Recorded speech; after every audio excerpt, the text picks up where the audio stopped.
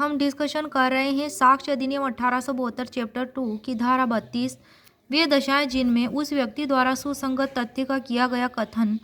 सुसंगत है जो मर गया है या मिल नहीं सकता इत्यादि। सुसंगत तथ्यों के लिखित या मौखिक कथन। कौन से कथन? लिखित या मौखिक कथन जो ऐसे व्यक्ति द्वारा किए गए थे जो मर गया है या मिल नहीं सकता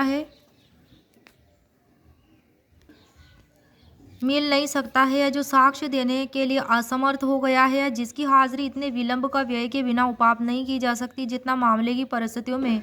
न्यायालय को अयुक्तियुक्त प्रतीत होता है, निम्नलिखित दशाओं में स्वयं सुसंगत है। तो किन दशाओं में? पहला कारण है, पहली दशा है जबकि वह मृत्यु के कारण से संबंधित है,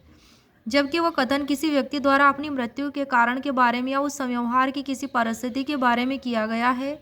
जिसके फलस्वरूप उसकी मृत्यु हुई, तब उन मामलों में जिनमें उस व्यक्ति की मृत्यु का कारण प्रश्नगत हो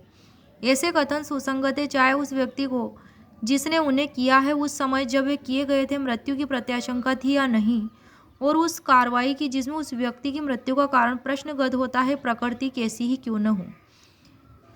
सेकंड दशा है अथवा कारोबार के अनुक्रम में किया गया है।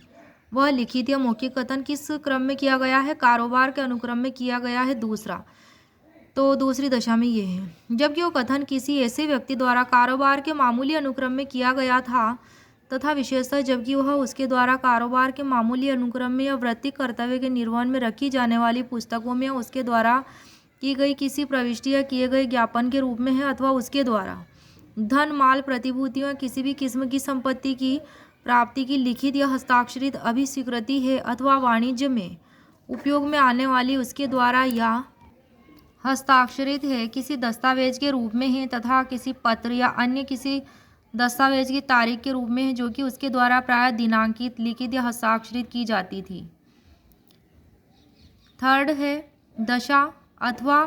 करने वाले के हित के विरुद्ध में है। क्या है ये? लिखित या मौखिक कथन हित के विरुद्ध करने वाले के। तीसरे नंबर पे ये है जबकि वह कथन उसे करने वाले व्यक्ति के धन संबंधी या सांपत्तिक हित के विरुद्ध है। धन संपत्ति या सांपत्तिक हित के विरुद्ध है उस कथन करने वाले व्यक्ति के, या जबकि यदि वह सत्य हो तो उसके कारण उस पर दांडिक अभियोजन या नुकसानी का वाद लाया जा सकता है या लाया जा चुका है।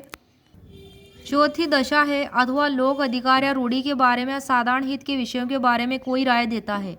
जबकि उस कथन में उपयुक्त व्यक्ति की राय किसी ऐसे लोक अधिकार या रूढ़ी अथवा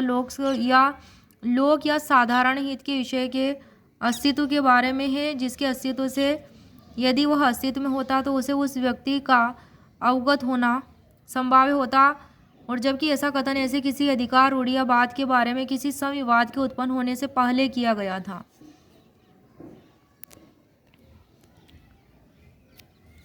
पांचवें नंबर की दशा है अथवा नातेदारी के अस्तित्व से संबंधित है जबकि वह कथन किन्हीं ऐसे व्यक्तियों के बीच रक्त, विवाह या दत्तक ग्रहण पर आधारित किसी नातेदारी के अस्तित्व के संबंध में है जिन व्यक्तियों की रक्त, विवाह या दत्तक ग्रहण पर आधारित नातेदारी के बारे में उस व्यक्ति के पास जिसने वह कथन किया है ज्ञान के विशेष साधन थे जबकि वह कथन विवादग्रस्त प्रश्न के उठाए जाने से पूर्व किया गया था। नंबर 6 पे है लिखित या मौखिक कथन अथवा कौटुंबिक बातों से संबंधित विल या विलेख में किया गया है जबकि वह कथन मृत व्यक्तियों के बीच रक्त, विवाह या दत्तक ग्रहण पर आधारित किसी नातेदारी के अस्तित्व के संबंध में है और उस कुटुंब की बातों से जिसका ऐसा मृत व्यक्ति अंग था संबंधित विल या विलेख में या किसी कुटुंब वंशावली में या किसी समाधि प्रस्तर, कुटुंब चित्र या अन्य चीज़ों पर जिन पर ऐसे कथन प्राय किए जाते हैं किया गया है, और जबकि ऐसा कथन विवादग्रस्त प्रश्न के उठाए जाने से पूर्व किया गया था। 7वें नंबर की दशा है अथवा धारा 13 खंड क में वर्णित संव्यवहार से संबंधित दस्तावेज में किया गया है जबकि वह कथन किसी ऐसे विल, विलेख या अन्य दस्तावेज में अंतर्विष्ट है जो किसी ऐसे संव्यवहार से संबंधित है जैसा धारा 13 के खंड क में वर्णित है। यह है धारा 13। जबकि अधिकार या रूढ़ी प्रश्नगत है तब सुसंगत, तो इसमें धारा 13 के खंड क में है कोई संव्यवहार जिसके द्वारा प्रश्नगत अधिकार या रूढ़ी सृष्ट, दावाकृत, उपांतरित, मान्यकृत, प्राख्यात या प्रत्याख्यात की गई थी जो उसके अस्तित्व से असंगत था। 8वीं दशा है अथवा कई व्यक्तियों द्वारा किया गया और प्रश्नगत बात से सुसंगत भावना अभिव्यक्त करता है जबकि वह कथन कई व्यक्तियों द्वारा किया गया था और प्रश्नगत बात से सुसंगत उनकी भावनाओं, धारणाओं को अभिव्यक्त करता है।